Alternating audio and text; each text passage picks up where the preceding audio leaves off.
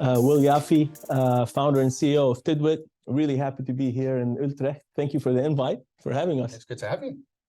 Do you want to give us a little bit about what TIDWIT does? Yeah, TIDWIT is basically focused on ecosystem enablement, and we're one of the oldies in our segment, I suppose. So we've had some really interesting experiences that I hope I'll share with the community.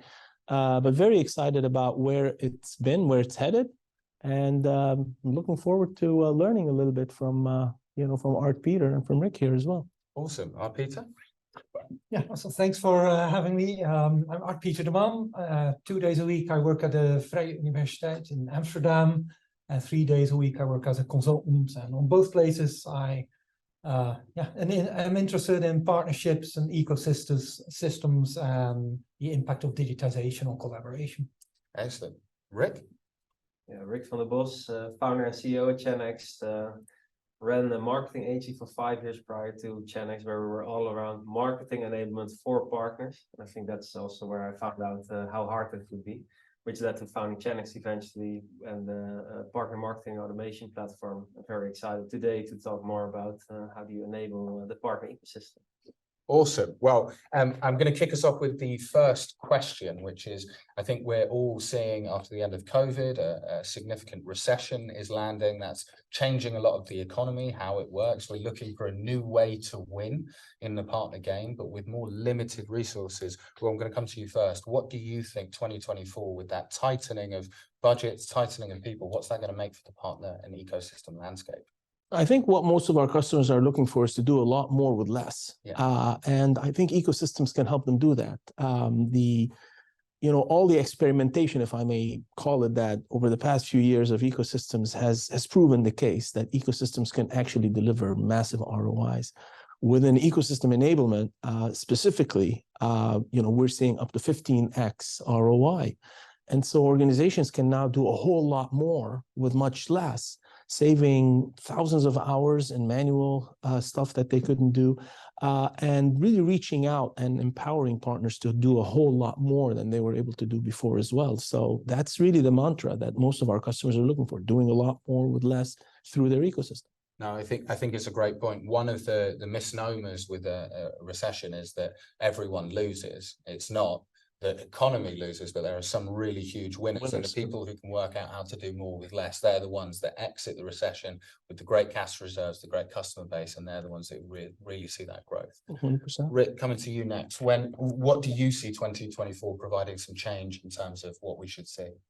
Yeah, I think around maybe to go a little bit further on doing more with less, I think what you really see there, and it is budgets are cut, resources are cut, but what we see on the other side, we still need to recruit more partners, make sure we enable more partners, revenue targets are growing. So I think that's really finding the balance there indeed, like how are we going to do such a thing, like where we need to facilitate and enable more and more partners and make sure that we go and achieve that growth that we're all longing for. And I think that's where we really need to box smart indeed with new technology, new processes, ways of working. We really need to rethink how we are working and enabling our partner ecosystem to make sure that we can facilitate it and, to your point, exit the recession as strong as possible. Excellent. Peter, any other thing you want to add to that? Yeah, I think it's a lot about optimization and being more efficient, and a lot of technological solutions that are coming in the market that help companies also to increase their bandwidth. The number of partners can be increased because of technology.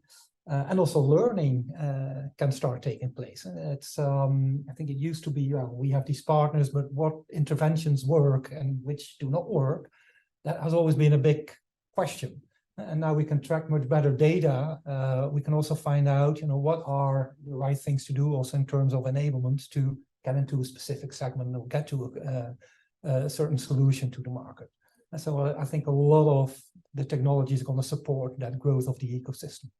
Yeah, I think what's really interesting about that is you sort of mentioned efficiencies. I think a lot of people think about partnerships and ecosystems as a very inefficient way of doing business in terms of time and money, but hugely scalable. But I think you're absolutely right. If you can get the technology aspect right, then suddenly you can get the scale, but with the improved efficiencies and 15x ROI. That's what 100%. And scale, I love that word. Within ecosystem enablement, we have a slight, a term for it, which is footprint.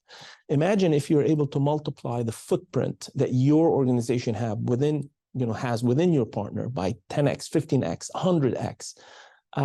Can you do that? And the answer, empirically, is yes, you could do that if you're able to connect directly with your partner and kind of deliver it within, where they are, as opposed to forcing them to do business the way you want them to do. And so there's a paradigm shift happening here. But the cool thing is over the past, the experimentation that's happened over the past few years has now basically, which was proven within the IT segment, is starting to really, kind of dip into some of the other segments. And other, industries, for example, automotive industry, health insurance industry, government industry, educational industry. And so this is really what we're so excited about. It's not only to limit ecosystems within IT, but also see it expanding as the platform to empower a lot of different partnerships across multiple different industries as well. The greatest businesses and the greatest leaders in the world, they understand one thing better than anyone else, and that's leverage, right? Which is, how can I get the most return for my action? And that's the great thing about an ecosystem, is I can put something in and get the multiplication of multiple mouths, multiple hands, all pushing in the same direction. I think it's really interesting you're touching on the point, different ecosystem growth. Peter, I'd love to come to you. What do you see in other ecosystems? What habits have they picked up from IT that you think are landing really well? Yeah, I think if you look at ecosystems, obviously IT was one of the first to do that. But you see that IT thinking and platforms and software, they're now in any business and in any organization. You already mentioned automotive and health insurance. But also in a not-for-profit, for example. Sure. I came across a great example in the port of Rotterdam, which is the biggest port in Europe. Well, the port has been around for 500 years or so it's not really that you say this is a new business. But they really restructured part of the business to better fit with the ecosystem. And so they identified a couple of issues, like how can we improve import? How can we smoothen the export trajectory? There's a lot of documentation that has to go with that. It's really complex, and there's the tax issues, and so now they're co-developing with people in the port, companies that work in the port. They're developing new apps to smooth the entire export process, import process, but also the logistic processes, so that you already know that when a ship comes in, you can give a signal to a truck driver and say, okay, at 3 p.m.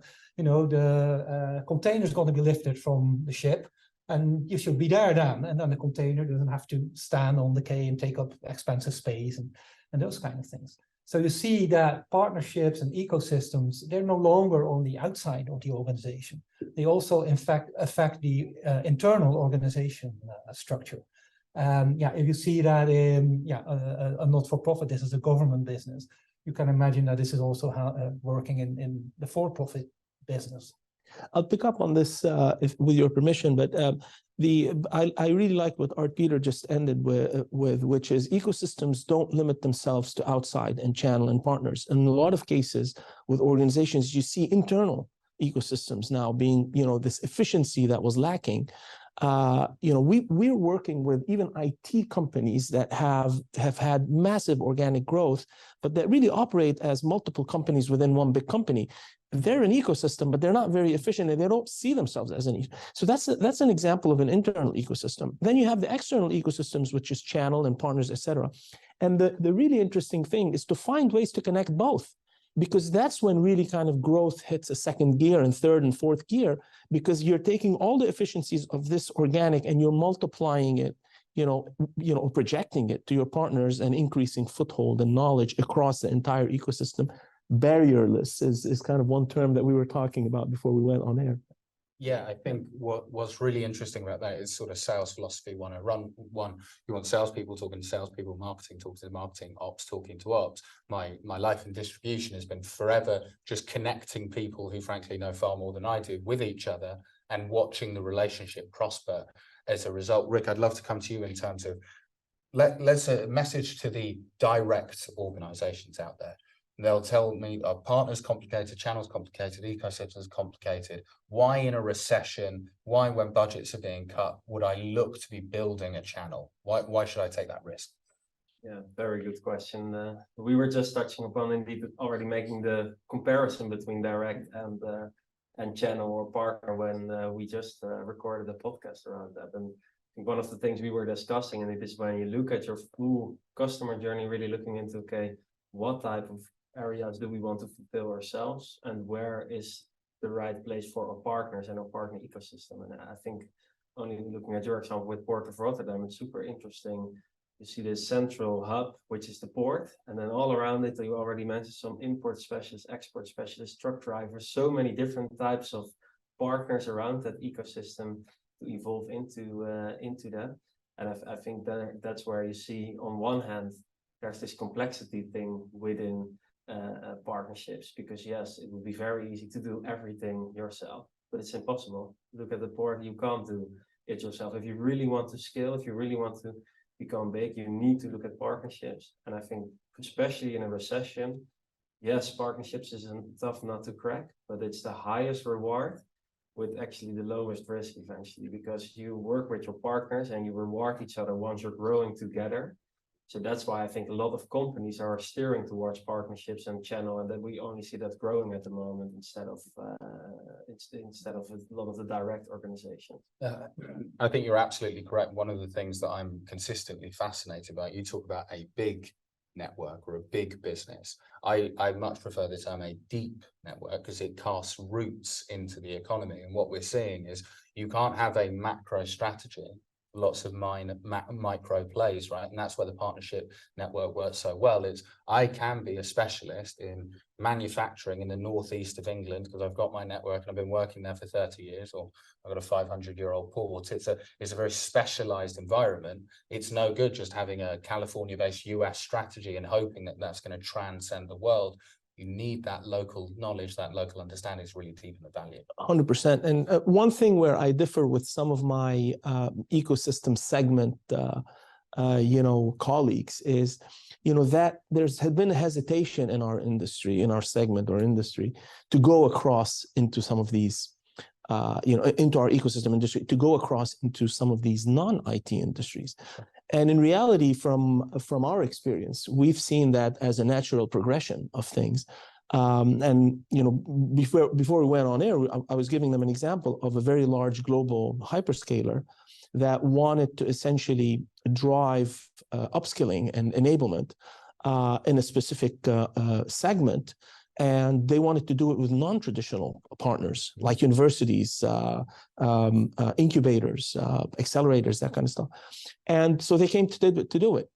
And we had no idea how to get into the educational business. We didn't have a single sales exec targeting education, but they drove us in that direction. Sure. And so one of the things that, for example, in the events, I mean, we've been together in certain events, and I know Rick and I have had several, conversations, is I'd love to start seeing more and more of our segment starting to, work, teach, exchange ideas with some of these non-IT industry, and kind of pass on some of this knowledge. I think it's going to come back and benefit all of us, because at the end of the day, it means more consumption for our platforms, right? But that is what we're looking for now.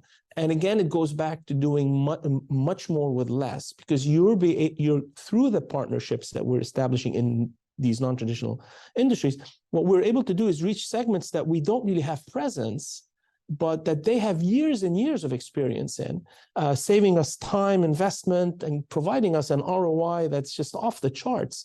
That's how we see the importance of partnerships, and in some of these, exogenous industries. I love that. I think that we can add to that also helps in remaining distinctive in the market. And because I think there are a lot of, certainly if you look at the bigger system integrators, it's kind of the same solutions. So in the end, it's down to price competition if you offer the same solutions. But if you look across industries, you can come up with completely new value propositions, and you may be very distinctive there as well.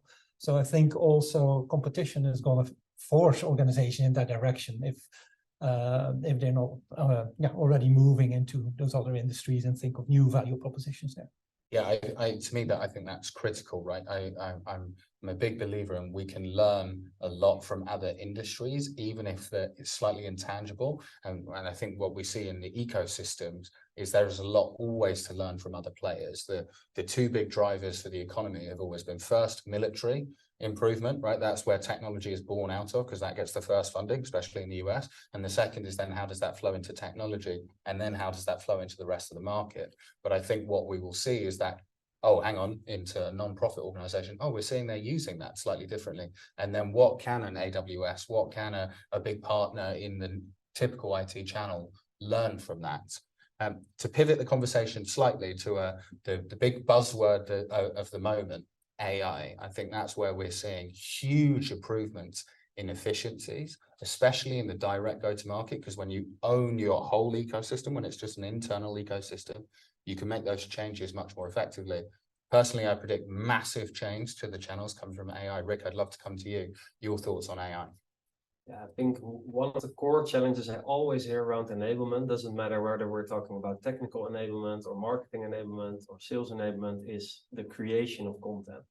And I think also back to the example of Port of Rotterdam, if you only hear how many different types of partners there are, a truck driver needs completely different information and knowledge than the import specialist and everything, and then all the ships, etc. It's such a diverse set of partners, and that's what you see everywhere, especially in an enterprise environment. You've got 10 different acronyms for all the different types of partners, and within those partners, they are focused on different verticals. Some want to add their services on top of it, some don't. And I think that's where you see the better you can segment those partners and personalize their experience, the stronger it is. And I think prior, and I think that's the point where I'm heading, is generative AI. Prior to the big launch and the big bang of that, it was every discussion like, it all sounds beautiful, Rick, and that I can segment everything till the deepest. I have no resources to create content for that. And I think that's where there's such opportunity that you can take your content that you have and in a very scalable way, scale that towards multiple partner segments and multiple different types of go-to-market strategies. I think that's where there's a massive opportunity. And we started the show with do more with less. I think AI plus ecosystem, that's doing more and more with even less and less. I'd love to get your thoughts on how that could work. I think it's a massive opportunity.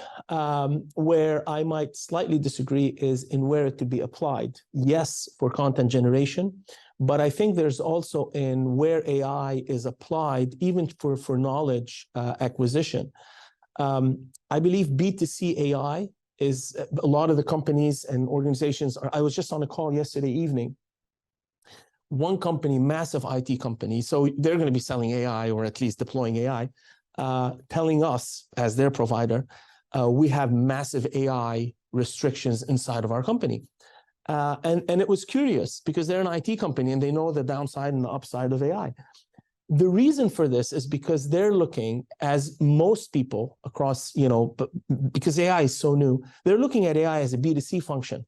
So you have the brain, but the content is everything everywhere. And then AI applies that brain on everything. And in certain cases hallucinates and does all that kind of stuff that you have very little idea where they're applying it. I think what's going to change with that is the following. You're going to have, through ecosystems, a high level of curation of content, and AI is going to follow the content curation. So I do agree in terms of curation, or at least content creation as being one of the key elements of AI, but I think content curation is going to be even more important. Why?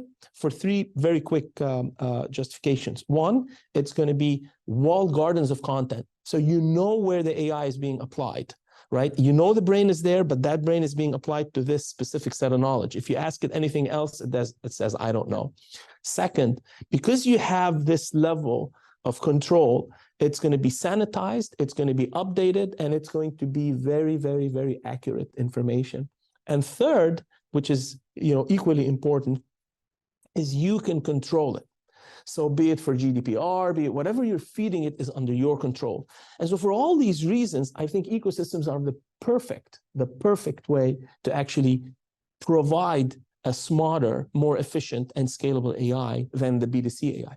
an interesting example that's in the news right now, right? We've just seen the writers' strike for Hollywood just get ended yesterday, and the main sticking point was AI usage, because you can train AI on particular content, right? Scripts, and then I can just reimagine that script in a different thing, different setting, and that's been the AI has been a huge disruptor and a huge threat to how that ecosystem can work. But I think absolutely, if you can put a walled garden, I like that image, and really train it on a very, very specific set of information, then you're going to get very deep knowledge. And it's less threatening. Yes. Can I add one more?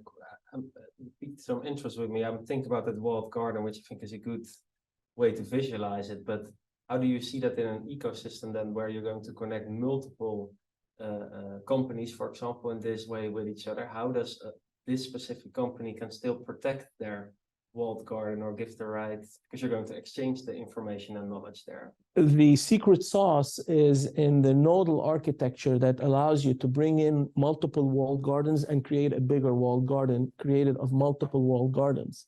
So essentially you're walling your walled gardens based on what you need, right? So that's how you do it. But you keep control. Now, company A, that's that curation piece. Correct. Company A might have components of a walled garden. Company B might have maybe overlap, but some others. And each one are going to have different AI being applied for their user base. You need to think of it as Venn diagrams, right? There's going to be some overlap, Exactly. some protection. Yeah, correct. That's actually 100%. how the Port of Rotterdam partly works already. So companies still own all the data, but some of it is shared. Some of it is shared with the Port of Rotterdam, and they can also use in the system, indicate who will we share the information with or not. And so that works. I think another actually interesting application of AI could be on the partnerships themselves. If you have so many channels, and we gather a lot of data about, where sales is happening, what type of enablement are we doing in which industries, you can run AI across the data and find out what works, and also optimize your partnership with that. And maybe it makes sense to do more education for salespeople in the pharma industry, but financial incentives may work better for the automotive, for example. Yeah. And those kind of patterns, of course, can also emerge from 100%. Yeah, I think generative AI is really impressive. So it captures a lot of the news, right? When you see an image created or whatever, it's very appealing. But for me, the data-driven AI is going to be the one that changes the game. If you're going to speak to anyone who works in investment banking, they are interested to know what information can I plumb in that gives me an edge on the market. There's been a poor crop yield due to weather patterns, right? I'm buying oranges, right? That's what they're much more interested in, a data edge than any content generation. Yeah. Because when we talk about doing more with less, if I know exactly when to point an engineer or exactly where to point a salesperson or a customer success person to the right time, the right place, all of it, because the data's given me an insight, there is a threat here. That's where you're going to be able to allocate resources most effectively. Rick, any more on how you think AI can be driven into the channel? Yeah, but I think indeed the thing we just spoke about the latest was really that predictive AI, and I think that's indeed, if you can start predicting also in terms of your partners, I think that's what we see more and more. We are managing more partners with fewer resources. We can't talk to every single one of them all the time. A lot of it is managed by our distributors. That's getting wider and wider as well. So I think that's one of the pieces. If we can predict future outcomes of that partner, indeed, on one hand, in terms of enablement, but also in general, what type of actions do we see they take, and what is that going to tell us about future growth, for example, in terms of revenue? I think that's where it becomes really interesting, because then you can service a lot more partners in a digital way, but then step in with the human touch where the AI tells you to do so. Yeah. Here, what I would do is I would be careful with one thing, because most of the AI that's getting pressed these days, and I don't know if you guys agree with this, is LLM. And those are based on language. So they're very content driven. I don't think anybody is yet 100% sure how these models, how good these models are on data. And we started some testing on TIDWIT. We've got some reports, et cetera, and you would feed those reports into the model. And we've got a mixed bag of results. what I'd be careful about as part of our industry within within the ecosystem segment is to overpromise based on language models to deliver AI within specific predictive analytics. I'd be careful about that. Will it emerge? Probably. Will the LLMs be where it emerges? I'm not sure. But I know that we can deliver today in a lot of the things that we've been discussing, which is, regenerative, content creation, porting knowledge and all that kind of stuff. AI can deliver 100% curation, all that kind of stuff. Assured.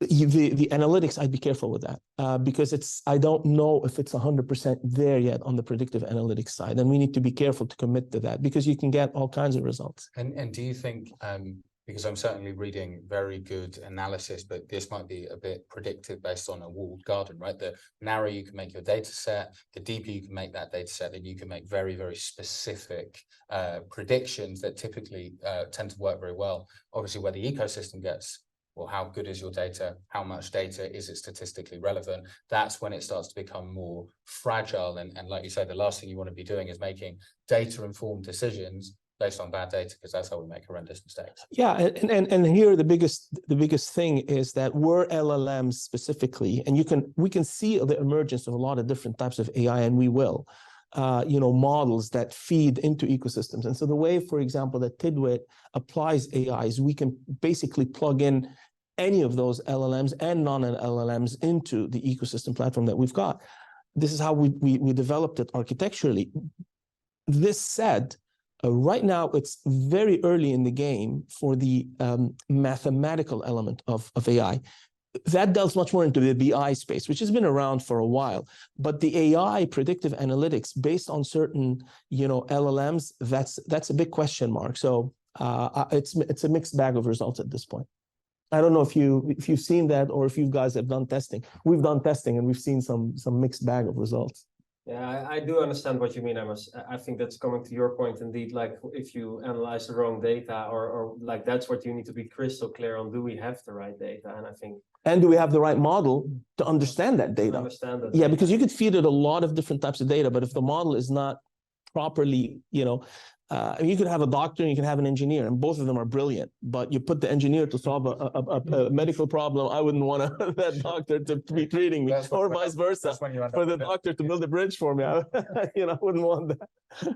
And I think we're going to see, and I want to see if I can fuse these two messages together. I think we're going to see partner program development massively change over the next years as we deepen channels, as we try and access more markets using ecosystems more effectively. Can you talk to what you're seeing in terms of partner program development in terms of enablement? Yeah, what we're seeing is particularly, let me focus on IT, sure, because that might be a little bit, because in other industries, it might be slightly different. But within IT, what we're seeing is there were traditionally three types of, well, let me summarize them in three. You've got the reseller type partners and disties, as well as the VARs. You have the technological partners, and then you've got the GSIs and the SI partners, right?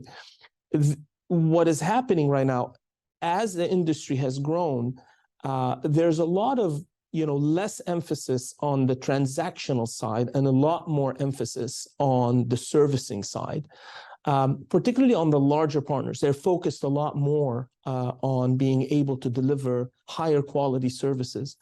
And so that will have direct impacts on enablement because those large guys are prioritizing enablement over everything else.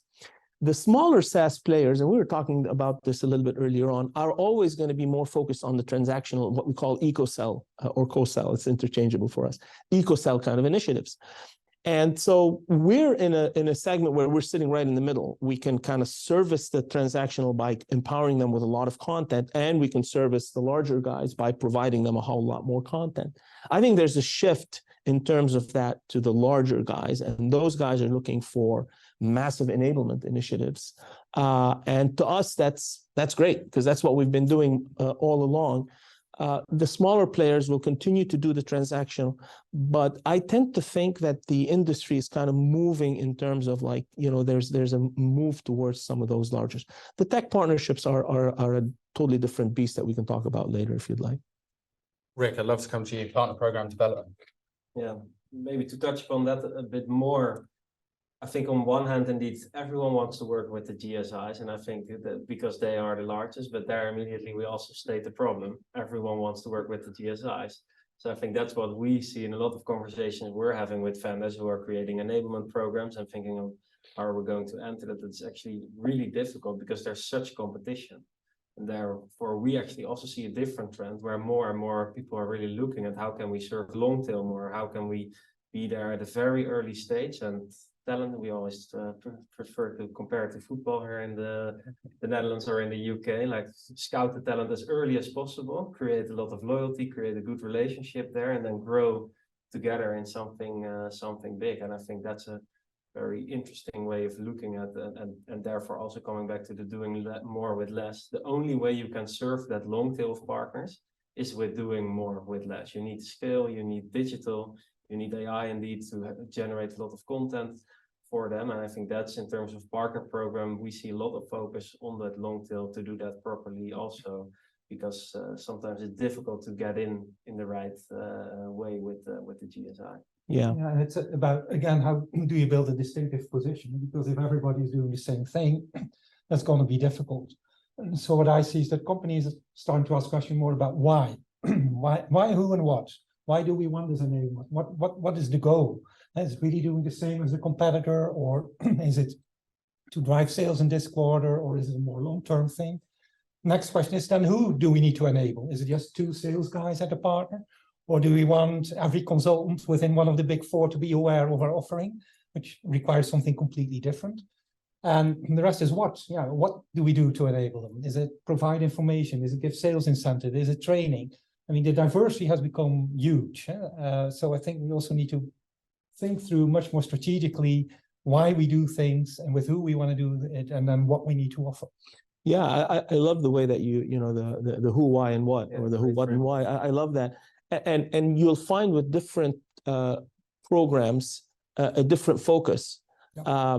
And the latest blog that I wrote basically is eco-sell or eco-enable, chicken or egg, I called it. That was the blog.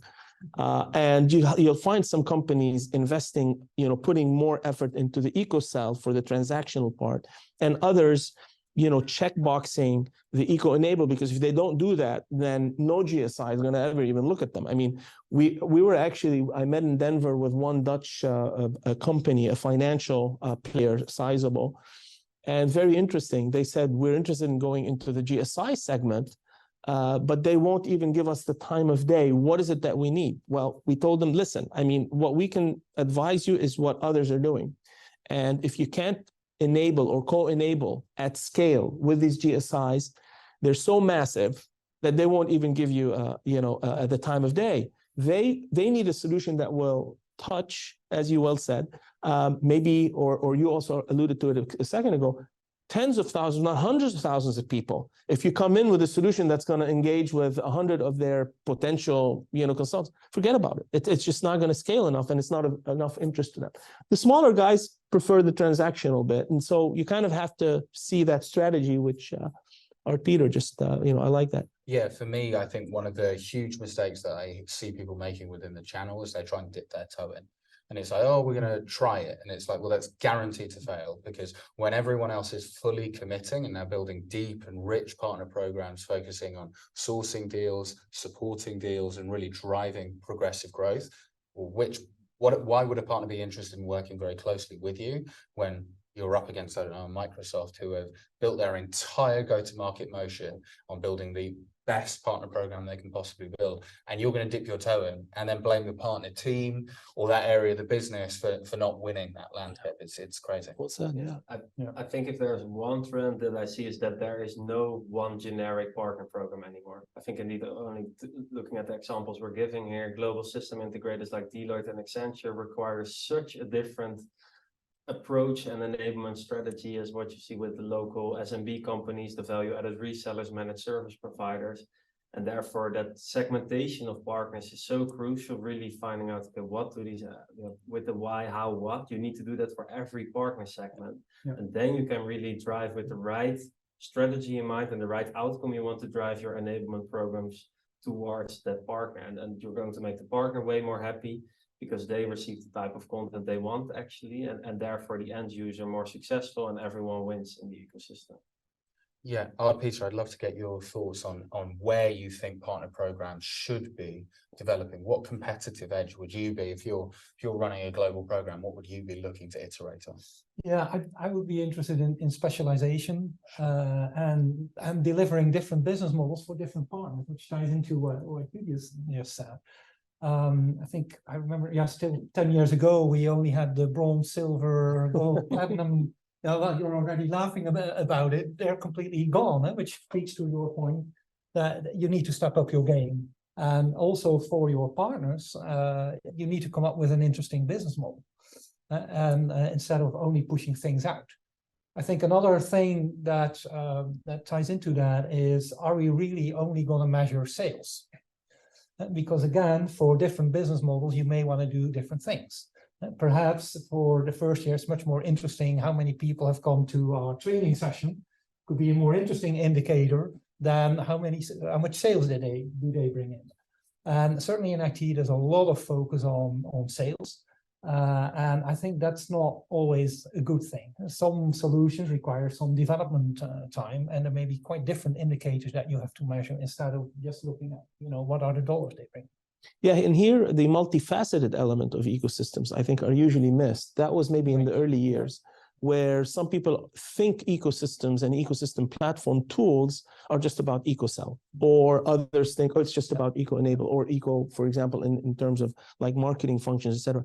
I think it's a mix of all of these. And there might be an order, but ultimately you're going to actually have to do, a bunch of all for you, kind of like a mix of all to get to the goals that you're trying to achieve. Here, what's really important, what we've seen from customers is not where they start, but where they see themselves ending, and then kind of putting all the pieces of the puzzle together to get there.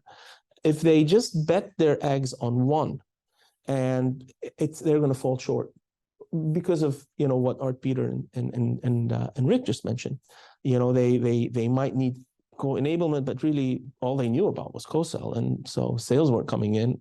Hey, our ecosystem strategy is not working. Well, that's not the right conclusion, right? And so setting the strategy is really important. Lining up the goals is really important, and getting the tools in place holistically is also super important. Maybe to add an example to what Art Peter said, indeed, around measuring the right things. Like what's booming in SaaS right now is technology partnerships. And there, everyone has come to partner-sourced revenue. So they need to bring referrals, and of course that's very important. Like that's the number one objective eventually, but it's the outcome we're driving long term. But let's say you're building a program, you're enabling those partners. Actually, what we should be looking at way more is how many integrations do we already have with that partner? What does this do to our product usage with those partners? And then what does that do to net revenue retention, upsells? And then if you see positive results there, you have a very strong business case to drive that into the rest of the company of your partner. Like, hey, look at this, we drive more net revenue retention, more upsell, more product usage, CSMs will be happy, account executives will be happy, and like everything else becomes easier if you have a lot more grip on those leading metrics. I think one of the things that I often see within a partner program is this fallacy that you build it and it's done, right? You've got to build it and then great, we're locked in for the next 10 years.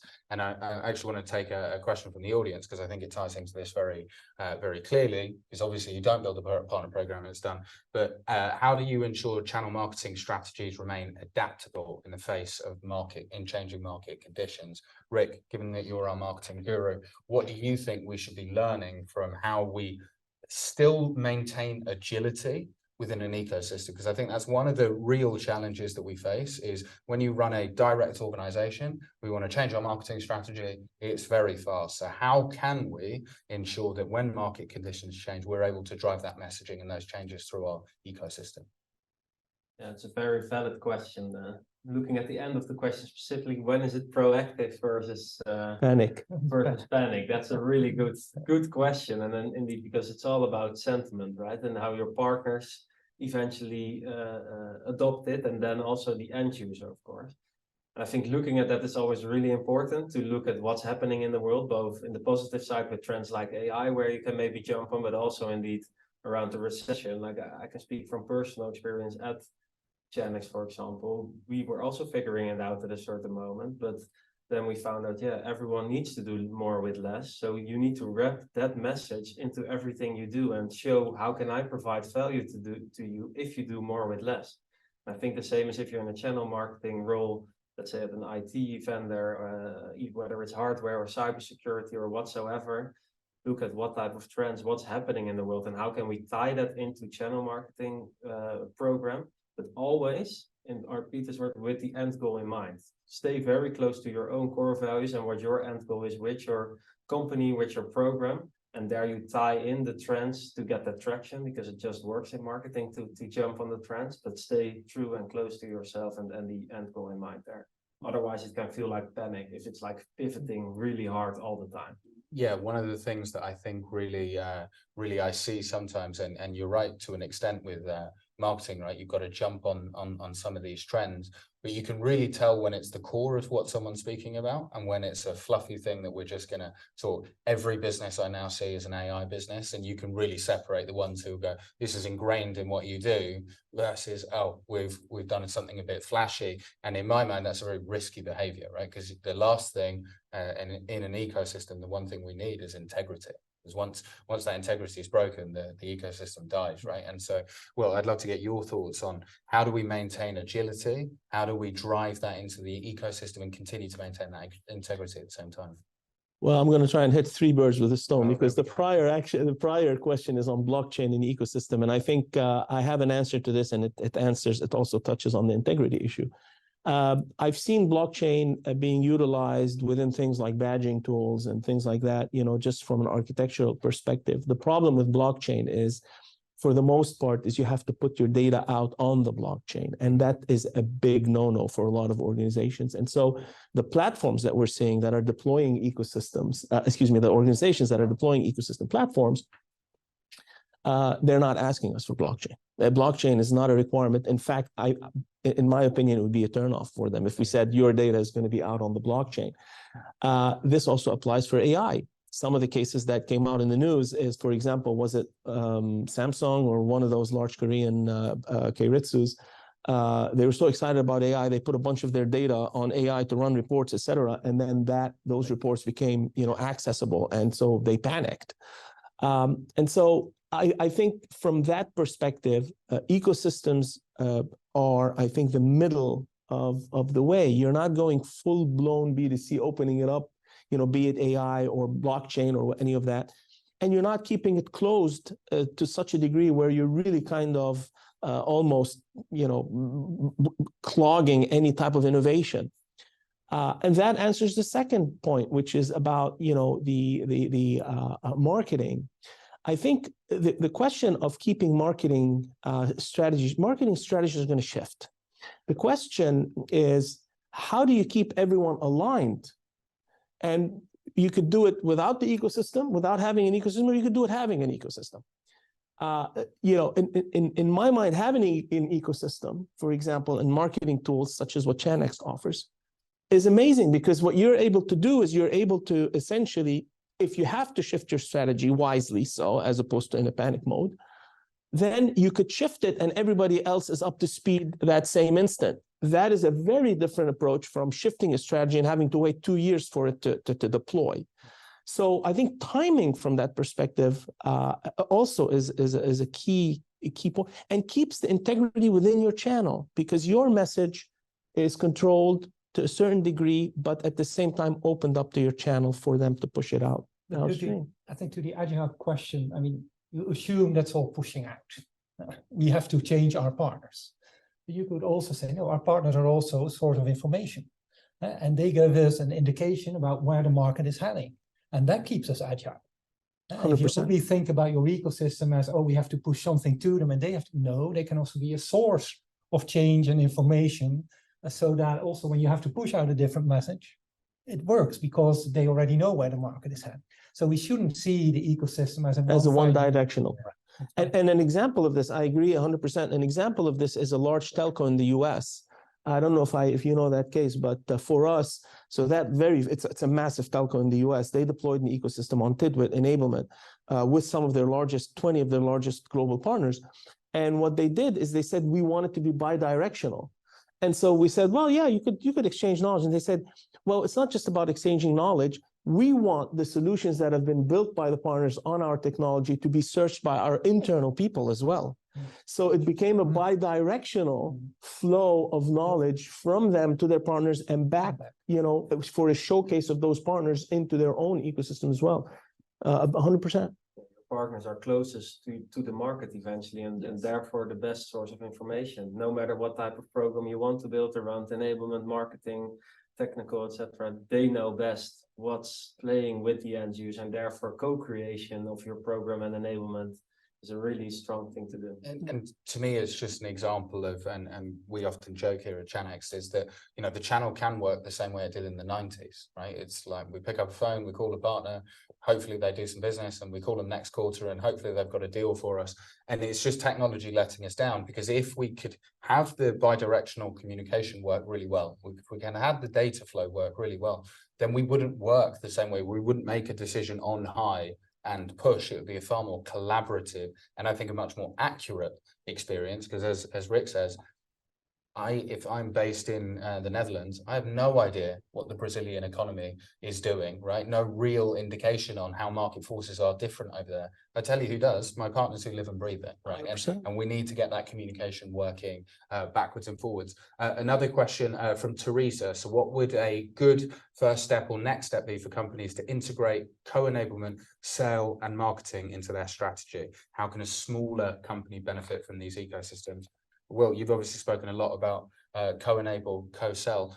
Is that only for the top performing businesses, the biggest businesses in the world, or can smaller businesses benefit from it as well? No, smaller businesses can benefit as well. I mean, we've got some SMBs deploying it. I think the smaller businesses have the advantage of not having legacy systems that they have to kind of rip and replace or integrate into, so they have less baggage to carry.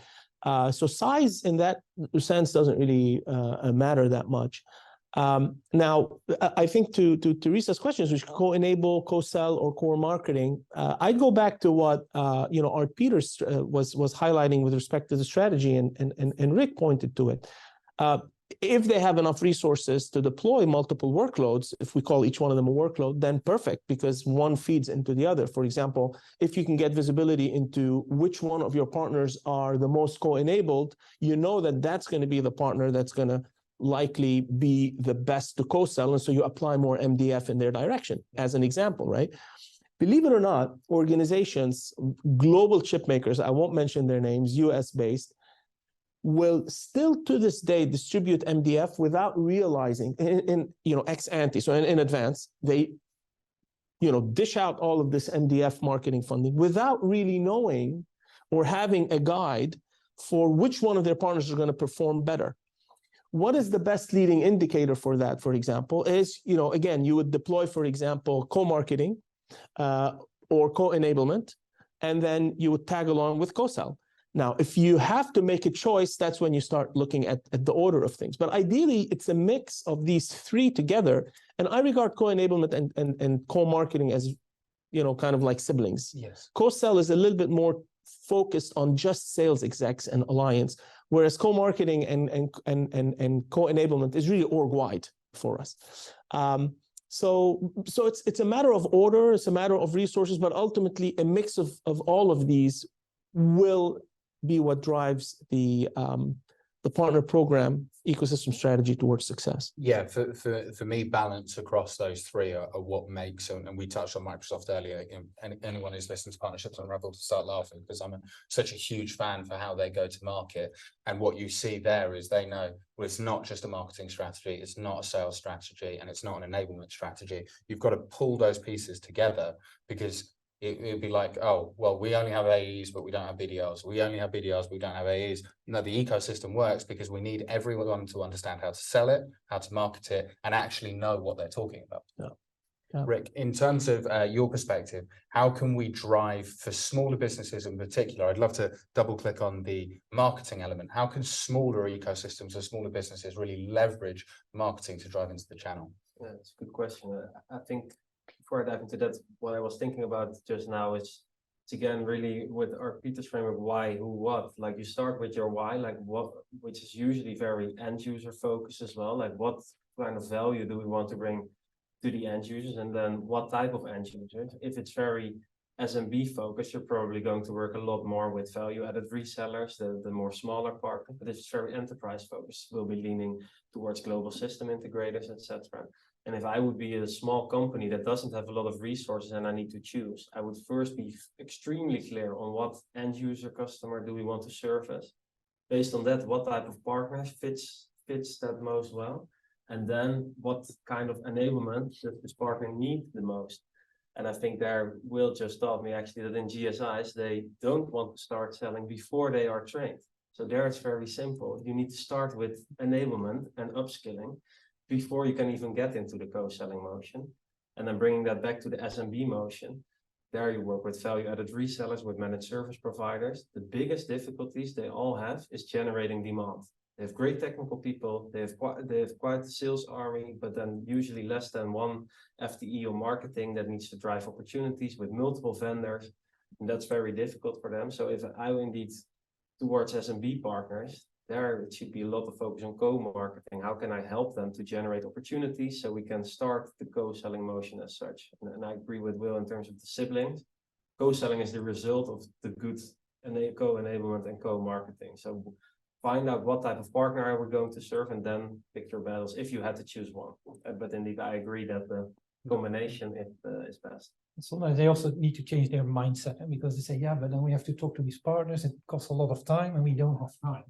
And I think, yeah, okay, but that's the time in the beginning. But after that, you can use the time of your partner and you will save a lot of time in doing your marketing. But that's what I hear a lot with the smaller businesses. We don't have time. Yeah. One thing I would add to this is that when we're starting to move into the industry space now, we're seeing less emphasis on co-sell, because some of these industries are not in the sales function. Government, for example, education, right? You mentioned nonprofit, etc. So when we talk about, one of the questions is, well, where does co-enablement start and where does it end? And, to me, co-enablement is essentially is all the functions before marketing or together with marketing right before the sale.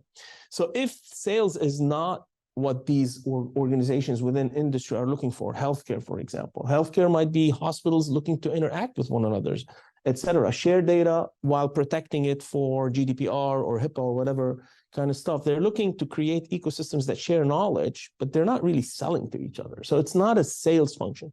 So one thing I would also kind of highlight here is, as we start moving our solutions beyond IT into new arenas like industry, etc., there might be a slight shift of emphasis from just ecosystem ecosell into some of the other kind of workloads, like whether it be upskilling, whether it be workflows, whether it be workspace, ecosystem workspaces, a whole bunch of workloads that sit and squarely within the eco-enablement and the eco-marketing space. Yeah, I really like what you're saying around eco-enablement and eco-marketing being siblings, because if you really think about it, when we market even in the IT space to end users, we are giving the end user the information that triggers a buying pattern, right? You are enabling the end user with information. So it's really the messaging vehicle, but whether we're doing that into an internal ecosystem or an external ecosystem, we're trying to take the right message to the right user. And I think if we are constantly obsessed in ecosystems with how do we maximize value, and I think this is where sometimes people get it very wrong and they go, how can we monetize them, right? It's how can we provide value to the partner who then provides value to an end user. That's when suddenly we build partnerships that really stand the test of time and work very well. Peter, I know you think a lot about ecosystems, not necessarily in the IT space. Do you see that big shift away from co-sell, especially I suppose in non-profit, and far more focused on marketing and enablement? Yeah, I think you see it across all kinds of industries. I've just done some research based on LinkedIn data and to look at where do we see this most. And obviously, yeah, IT and tech, but automotive, for example, banking are really big. Where we see it still less is more in construction and chemicals, really more old-fashioned heavy industries. Although surprisingly, even there, I find organizations who do this and who invest in also an ecosystem and a digital ecosystem, because surprisingly also in chemicals there's a lot to do. So I think we've only scratched the surface. If we only look at IT, going back to the discussion we had earlier, you see it across the board. Sorry, gents, I'm going to put you right on the spot because we have 2 minutes left. I'd like to get 30 seconds from each of you around why we should be optimistic about ecosystems over the next 12 months. Will? It's a massive opportunity. I mean, not only IT, but all of the industries. And we're very happy with where we are in eco-enablement. I'm extremely optimistic and bullish for the future. Although there might be, you know, like with recession and stuff like that, some, you know, but that's just short term. Long term, extremely bullish for our segment, for our different solutions, and for the readiness of the market to start assuming them. Peter? Well, I think all companies start to turn into ecosystem companies, and even those that don't want to. I've also worked with companies that go direct and say, yeah, but let's see, what are your partners? And then it turns out they have much more partners than they actually realize. They're just not making any use of them. So it's also getting that, yeah, that mind shift at board level. And I think that's really happening across a lot of different industries. Well, I'm certainly a career man, so it'd be a mistake if I didn't give my boss the final word. Excellent. Yeah, I think there's nothing better to scale eventually as a business than partnership and the channel. And I think what I like so much about the ecosystem is that you're multiplying network effects. And that's the thing what's happening. I always think in vertical partnerships, which is the channel, and horizontal partnerships between companies and alliances. And you get like all these cross relationships. And just when I visualize it in my mind, that's where it's like, this is going to be an amazing opportunity for everyone in our sector. Amazing. Well, first off, I'd love to thank you all for your insights. I appreciate we've missed a few questions, but we will follow back on all of those after the session. Thank you very much for tuning in and listening, and we'll see you next time.